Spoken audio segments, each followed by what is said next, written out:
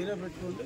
మీరే రిక్వైర్మెంట్ వరకు ఆ ఫండ్స్ ఆ డోనర్స్కి చెప్పి ఇక్కడ వేసిన ఒకటి ఇక్కడ ఉందనుకుంటే స్పెసిఫిక్గా వాళ్ళకి పక్కనే కనపడుతూ ఉంటాం. ఇప్పుడు ఈ 2 లక్షల అకౌంట్ ఏమంటారు? ఈ 2 లక్షలు కూడా దీంట్లో కలపమంటారు, డెవలప్మెంట్ కలపమంటారు, ఫాదర్ ఇస్తారు దీంట్లో కలిపేమంటారు.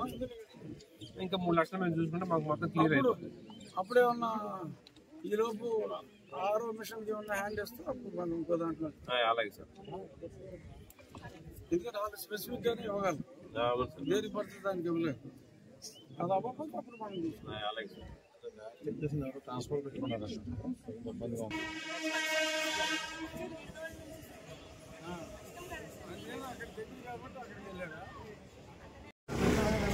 అది 6 ఎకరాలు 7 ఎకరాలు సార్ ఎవరికైనా పూడ్చుకుని ఊడ్చేసుకున్నారు సార్.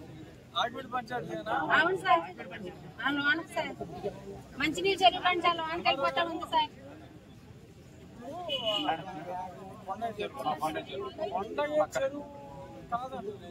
కొండయ్య చెరువు చెరువులో ఉంచేసి అది డిఫంక్ట్ అయినా దాన్ని అలాగే ఉంచేది. దాని పక్క నుంచి లోపలికి వెళ్తే 6 ఎకరాల స్థలంలో డంపింగ్ యార్డ్కి వీళ్ళు ఆకివీడు మున్సిపాలిటీ వాళ్ళు పర్మిషన్ ఇచ్చారు. ఇప్పుడు దానికి అంటే అది వేరే పక్క ఊళ్ళో కూడా చేస్తున్నారు.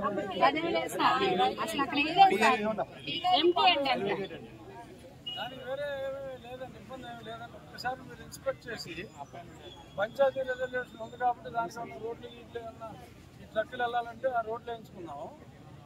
ఇది 1 for all గొడవ వదిలిపోతుంది. రేపు మీరు నాకు చూసి నాకు ఈవినింగ్ కల్లా రిపోర్ట్ ఇవ్వండి.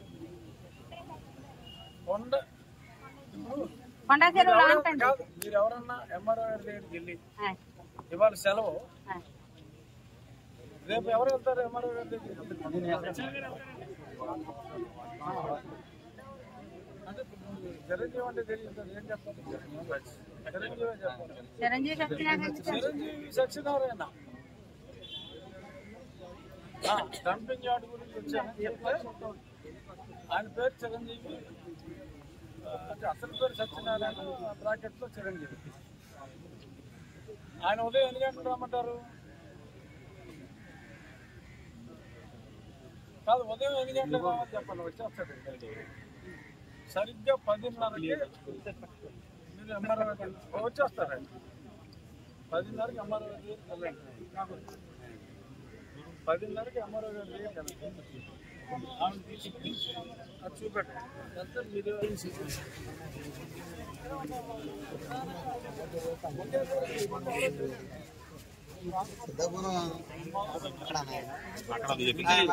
అది మాట్లాడరా.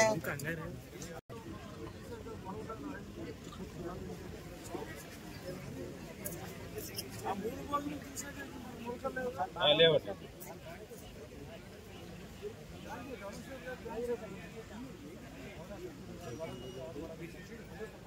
రిటైర్ అయ్యేదాకా ఇక్కడే ఉన్నాను. రిటైర్ అయ్యేదాకా ఇక్కడే ఉంటున్నాను.